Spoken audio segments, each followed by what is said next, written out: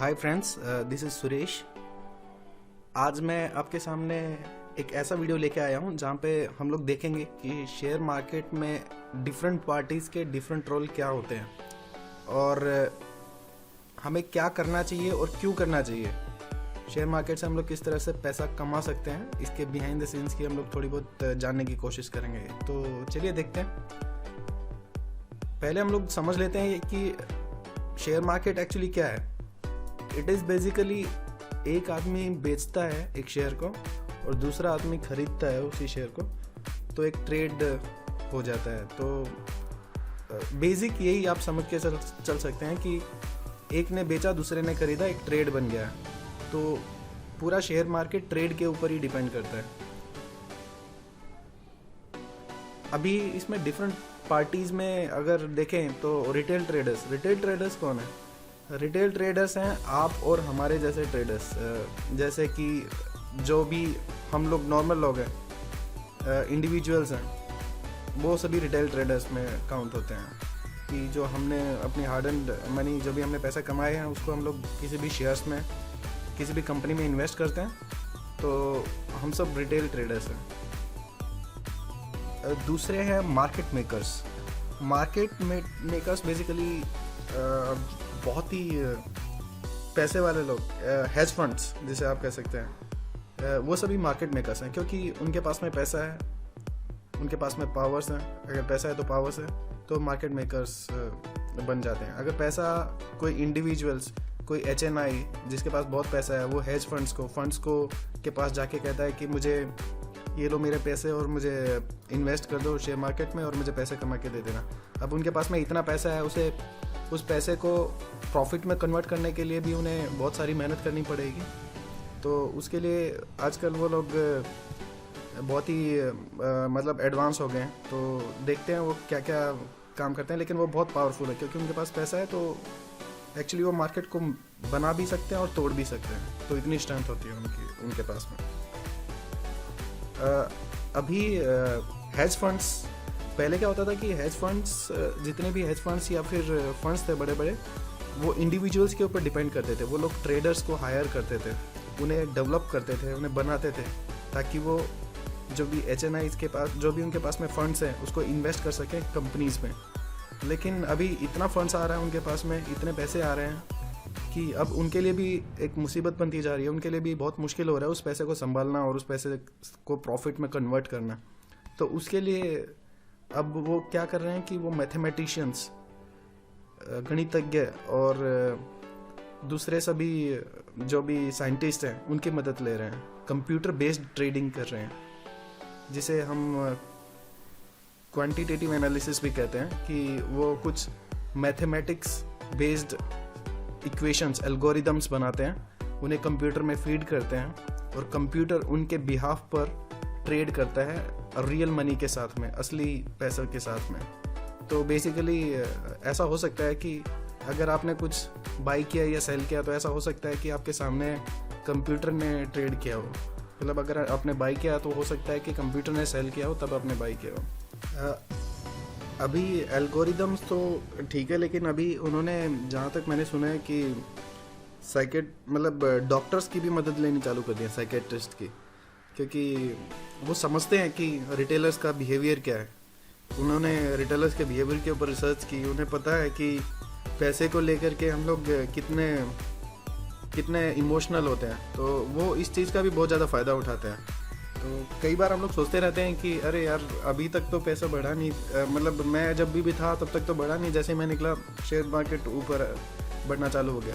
Actually psychologically बहुत ज़्यादा effect करता है शेयर मार्केट में इंडिविजुअल्स का, कि उनका बिहेवियर कैसा है, हम लोग कितने इमोशनल है, और उसको हम लोग मार्केट में पैसे के साथ में हमारा बिहेवियर क्या रहता है, वो अच्छी तरह से समझते हैं। और उसके बेसिस पर ही वो लोग, मैथमेटिशियंस और जो साइंटिस्ट मैंने आपको बताया, उसके बेसिस पर ही वो लोग एल्गोरिदम्स बनाते हैं, जो भी अपने कंप्यूटर बेस्ड सिस्टम्स है, प्रोग्राम्स हैं, ताकि उसका फ़ायदा उठाया जा सके। अभी समझ लेते हैं कि एक एग्जांपल लेके चलते हैं। सपोज ये हम लोग हैं रिटेलर्स। अभी रिटेलर्स में के ट्रेड्स क्या हैं? हम लोग बहुत ही ज़्यादा इमोशनल होते हैं, वो बात पक्की है। कंडीशनड होते हैं कि कोई आदमी हमारे पास में आके कहता है कि ये वाला शेयर बहुत ज़्यादा बढ़ रहा है या फिर ये वाला शेयर बढ़ने वाला है, तो ये वाला लिया जा सकता है, तो हम लोग उस चीज़ को लेकर के मान जाते हैं इजीली किसी की भी बात। और हमारे पास में एसेट्स भी इतने ज़्यादा नहीं होते हैं, हमारा जो फंड्स है वो भी बहुत ही लिमिटेड होता है, तो ये भी एक है। और दूसरी तरफ है हेज फंड, मार्केट मेकर्स। उनके ट्रेड्स देख लेते हैं, उनके पास उनके इमोशंस नहीं होते, क्योंकि हमने देखा है कि वो लोग कंप्यूटर बेस्ड ट्रेडिंग करते हैं ज़्यादातर। एल्गोरिदम्स, अभी एल्गोरिदम्स तो इमोशनल नहीं हो सकते, उनको तो जो भी कंप्यूटर में फीड कर दिया है वो तो वही करेंगे, तो एक इमोशन नहीं है उनके पास में। प्रोग्राम जो अभी हमने डिस्कस किया, प्रोग्राम किए हुए होते हैं। फंड्स बहुत ज़्यादा होते हैं, तो किसी शेयर को ऊपर ले जाना, नीचे लाना, पूरे मार्केट को ऊपर ले जाना, नीचे लाना, वो उनके हाथ में होता है, मतलब किया जा सकता है अगर वो चाहें तो।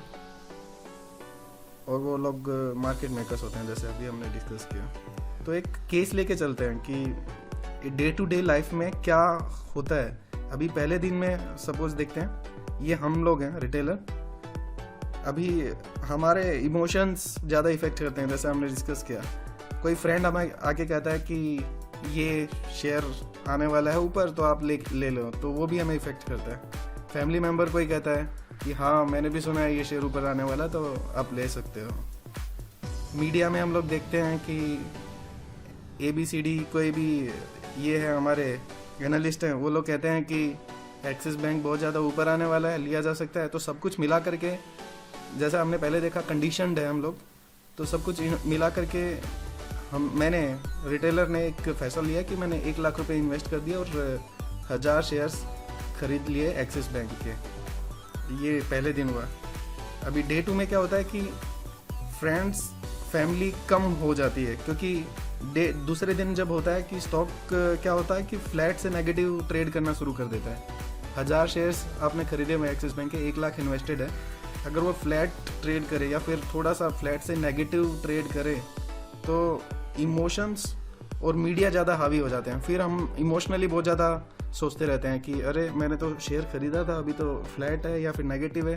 फिर हम लोग मीडिया को ढूंढते रहते हैं, जो भी एनालिस्ट है उसके बारे में क्या कह रहे हैं, मनी कंट्रोल पे कौन क्या कह रहा है, इकोनॉमिक टाइम्स पे कौन क्या कह रहा है, तो वो बहुत ज़्यादा इफेक्ट करता है। डे 3 में क्या होगा कि सपोज स्टॉक थोड़ा सा नीचे जाता है, तो सिर्फ इमोशंस उस टाइम पे काम करते हैं। उस टाइम पे हम लोग मीडिया में कौन क्या बोल रहा है वो ज़्यादा नहीं सुनते।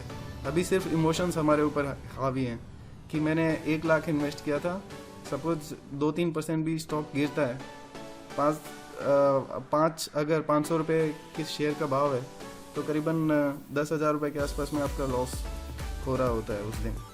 तो फिर इतना सब लॉस होने के बाद में हम लोग क्या करते हैं कि स्टॉक से निकल जाते हैं और लॉस में निकल जाते हैं और बहुत ही ज़्यादा डिसअपॉइंटेड होते हैं। ये डे टू डे स्टोरी है रिटेलर्स की। मैंने बहुत सारे फ्रेंड्स से बात करी, बहुत से लोग मुझे आके यही कहते हैं कि ऐसा हो गया वैसा हो गया। तो वो डेली का है हम लोग का, वो क्यों है हम लोग देखते हैं, और उसको किस तरह से हम लोग इसको प्रॉफिट में कन्वर्ट कर सकते हैं वो भी देखते हैं। तो इसका सॉल्यूशन क्या है? आप ये क्या ऐसा ही होता रहेगा हमेशा हमारे साथ में, रिटेलर्स के साथ में? क्या ऐसे ही लॉस में ट्रेड करते रहेंगे? उसकी रियल सॉल्यूशन क्या है? उसका हम लोग किस तरह से उस लॉस को प्रॉफिट में कन्वर्ट कर सकते हैं? वो एक्चुअली बहुत सिंपल है। अगर आप इस वीडियो को शुरू से फॉलो कर रहे हैं तो आंसर पीछे ही था।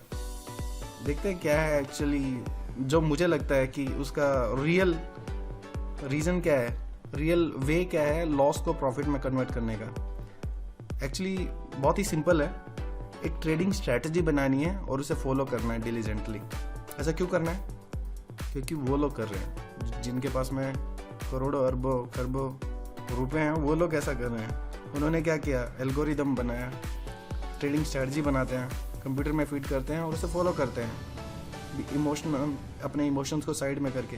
हमें भी यही करना है, एक ट्रेडिंग स्ट्रैटेजी बनाइए और उसे फॉलो कीजिए, डिसिप्लिन से फॉलो कीजिए, इमोशंस को साइड में कर दीजिए। Person A person B person C क्या बोल रहा है उसके बारे में, स्टॉक के बारे में, वो सब छोड़ दीजिए। ट्रेडिंग स्ट्रैटेजी ने बोला खरीदो तो खरीदो, बेचो तो बेचो, स्टॉप लॉस हिट हुआ तो निकल जाइए।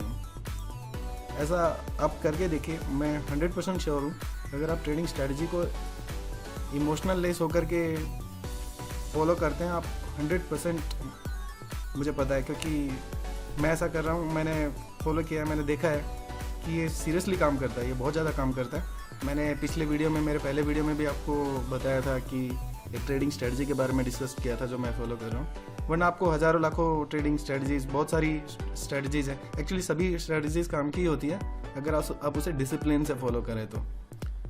करके देखिए। होप आपको ये वीडियो पसंद आया हो।